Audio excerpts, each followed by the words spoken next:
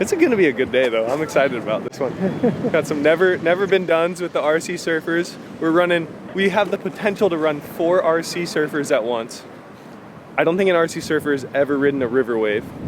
And this thing's full as can be. So it's gonna be a lot of action. We got Jamie in town for this one, Kai Thompson, the full squad. We are checking out the creek.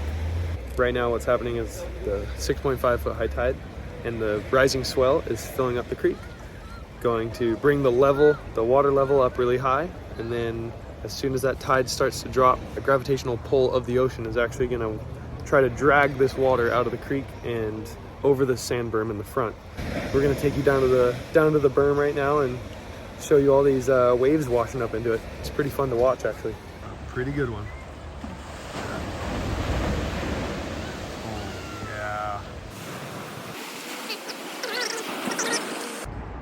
Pay attention to that white line in the bottom of the bridge there. That is what a full creek looks like. I've had some people ask me what the most full I've ever seen this creek has been.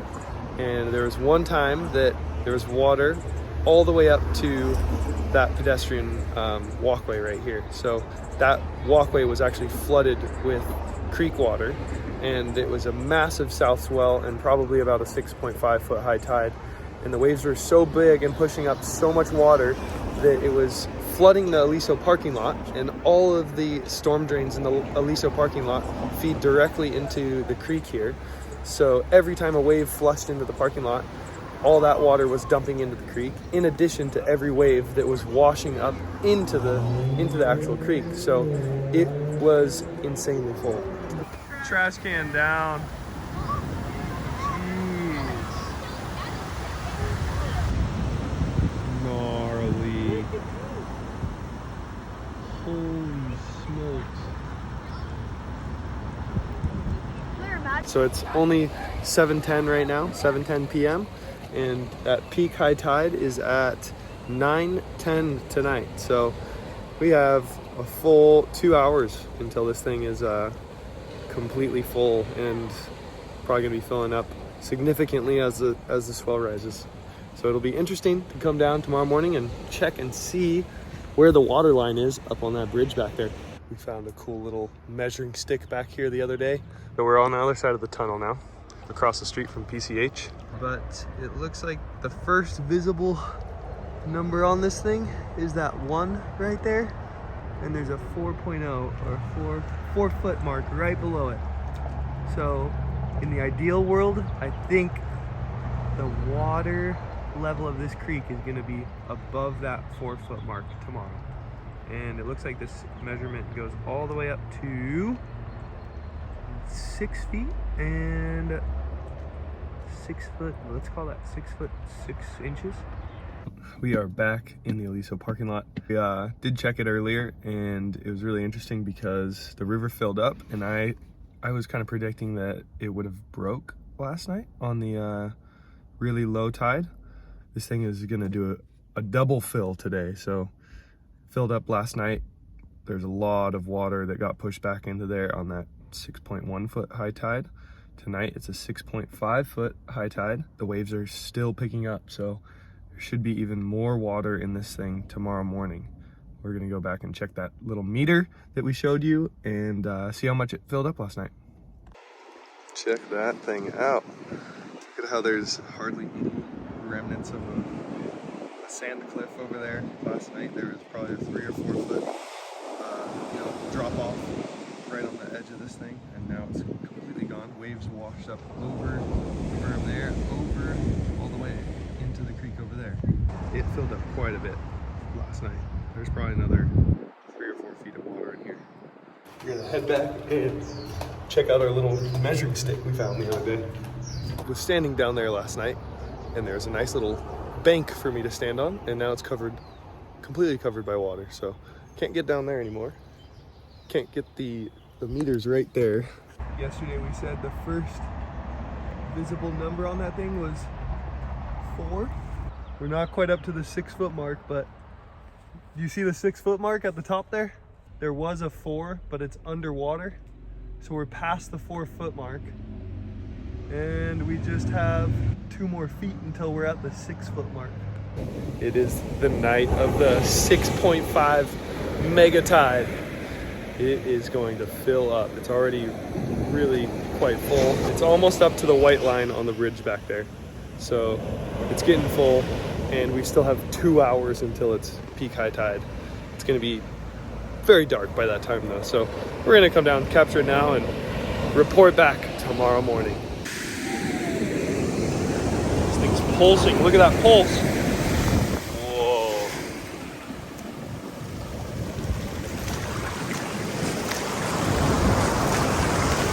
Wow.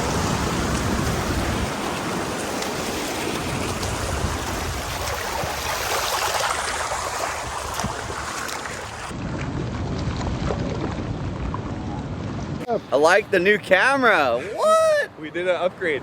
Set it up. Let's rip. Changed out the bats. I was already ripping, dude. Rip and rip. Bro, how full is this river though? This is weird. Look at how many. It's like he just fell over in the seaweed. Bro, it's That's how my hair gets after a good shred too. Look at all the sand in there, man. It's brutal. You gonna try to surf a different wave today? We're gonna try whatever comes available. Nice, nice. That's what we're gonna try to do. And we'll see how long they last. You never know. We'll give a little prayer too that they don't bust up too soon. But if they break them, we'll fix them. Nice. Yeah, we got the triple lineup going. Yeah, these things are big. Who do you think is gonna get better waves today? Blair skimming or Blair driving this thing? That's an easy one. Blair driving this thing. You gonna get some on the RC too? I've never driven one, but I have one, but I never used it. Really? Yeah.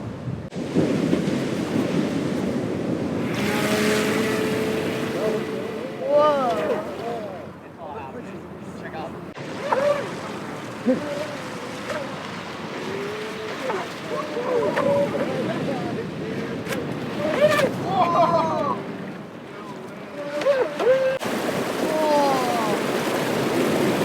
Drag a little bigger and I just stick my head in it. Dude, no way. Try to get barreled. It's not big enough yet. It's got to go faster.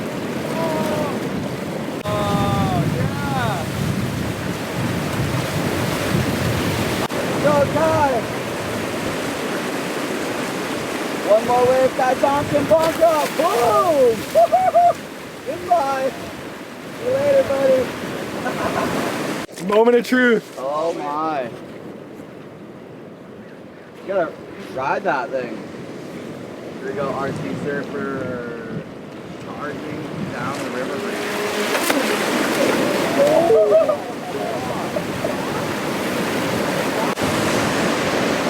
That's a beautiful sight right there.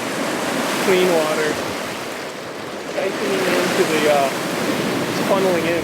Beautiful.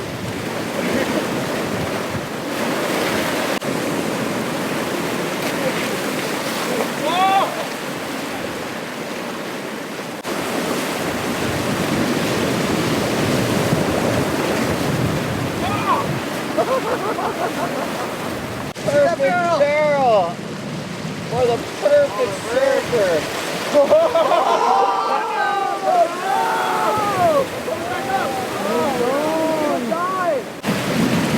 Oh, here's my wave.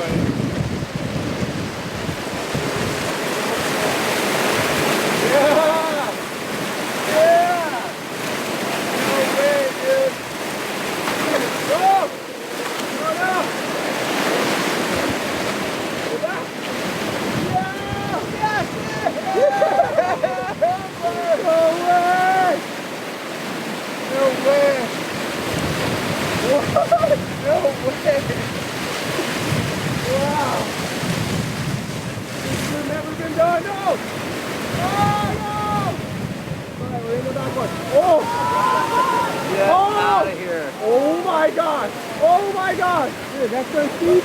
Oh! Oh! How is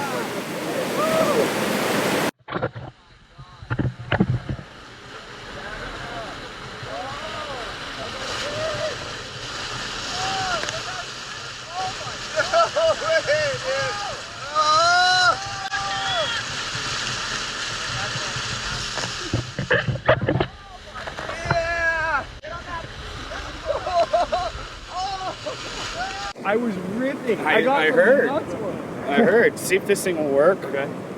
Watch your finger. Watch you. What a ledge. Thank you. Extra protection.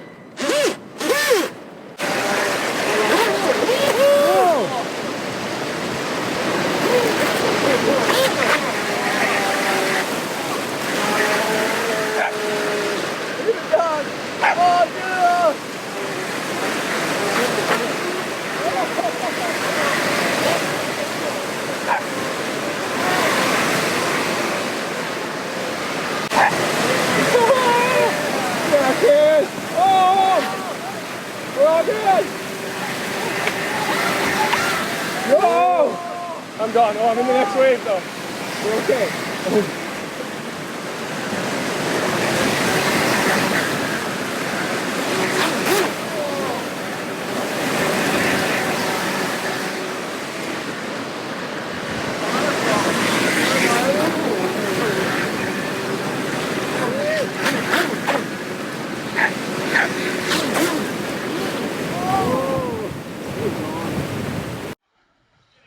Yeah, it is.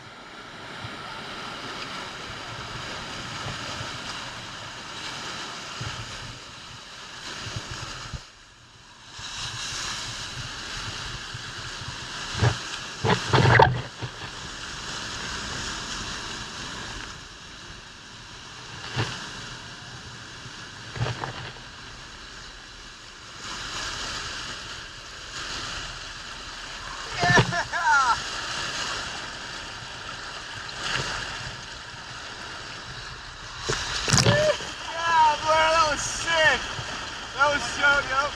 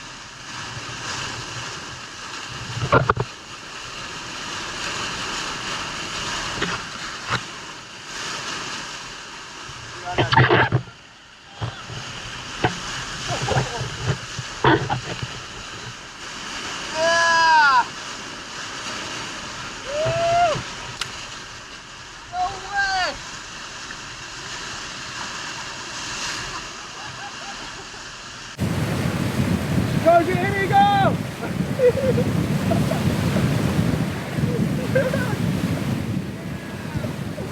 Oh my God!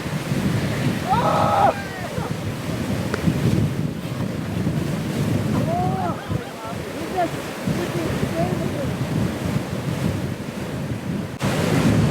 Pretty classic. Hi Andre, how are you? How's your morning going? So nice. It's pretty good. I'm watching doubles with RC surfers and professional surfers. RC surfer is a professional surfer, let's be honest, but it's going really well.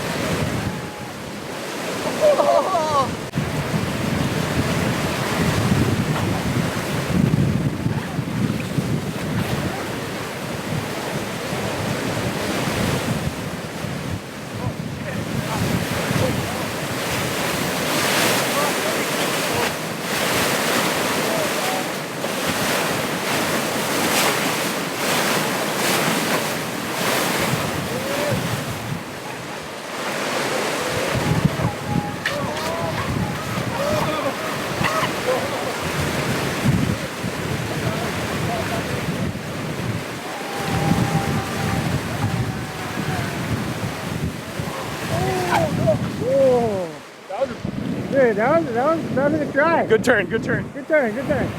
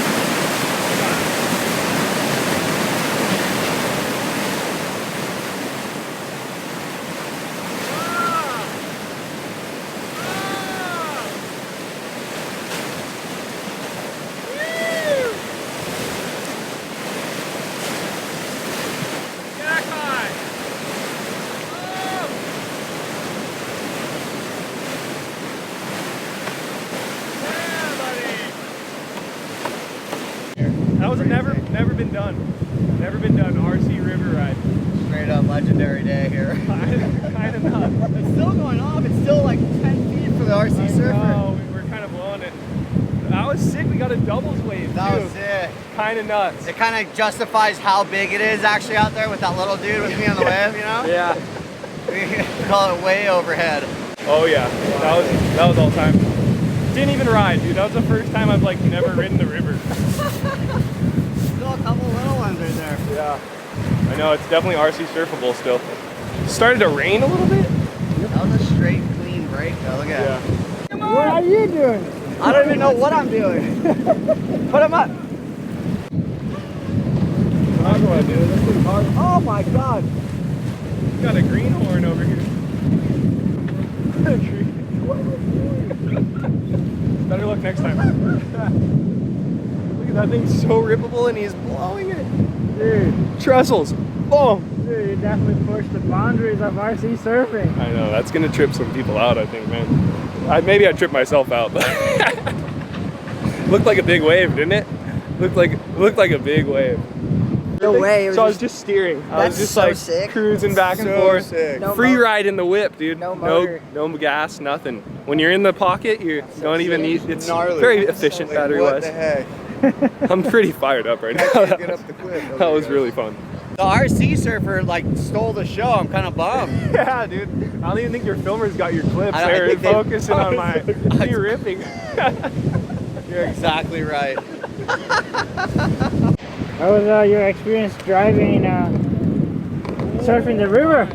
You know what? I think Blair got the best of me. He knocked me out and I couldn't recover, and he took it.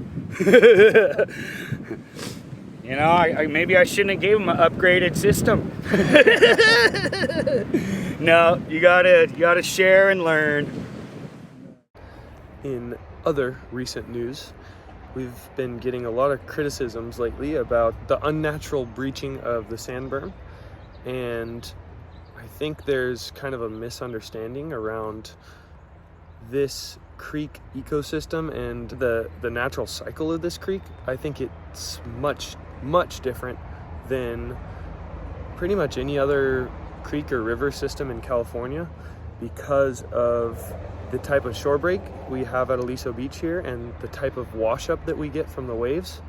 So the shore break here is so powerful. The tide changes in California can be pretty drastic. So when we have those two combined, big waves and a big tide, these waves are washing up and creating a sand berm that can change instantly, overnight. So this sand berm is what blocks up the creek, and those waves washing up and over the sand berm are what fills the creek, and it really leads to a lot of water back here. And when the tide gets low, there's a lot of pressure for this creek to break out into the ocean.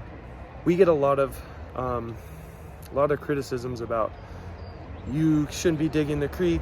The creek needs to remain plugged so that plants back here can filter out the urban runoff, and so that we don't have all these extra pollutants going into the ocean.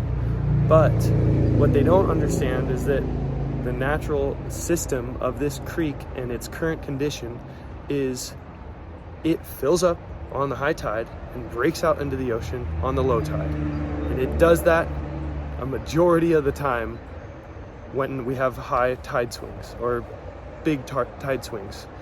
And I think a lot of people don't see that because the creek breaks out in the middle of the night a lot of the times too. So I think there's a real misunderstanding of how much this creek breaks out into the ocean, and there's also a misunderstanding of how quickly it fills back up and how much the tide and waves play a role in that. So everyone who is quick to criticize us ruining an environment or polluting the ocean doesn't understand the natural cycle of this creek and its current condition. All right, one last piece of information that I think is important to talk about for this creek system, and that is that I think it was in like the 60s or the 70s, the Army Corps of Engineers channelized this back part of the creek. So there's concrete structures on the sides of both sides of the creek back here, and this used to be an estuary. The estuary was much different than the current riverbanks we have here. The estuary was never narrowed or bottlenecked like the current sides of the creek are. So when this is filling up with water and it's in a much smaller area and the water has no place to go, it's going to want to push out the mouth much more than it used to when it was a natural estuary system. So that's another reason why I get really frustrated when I hear people criticize breaching of the berm. Whether someone digs it or not, this thing is going to break into the ocean at the low tide. Yeah, just my opinion on this. I hope some others agree with me, but would love to maybe do a little bit more data-driven research, let's call it that. It would be really awesome to get some meters in this river to figure out how often it does break, and ideally how often it breaks when there's no human interaction with the sand berm. I think that would be really cool to compare to the amount of times it breaks when there is human interactions with digging the sand berm.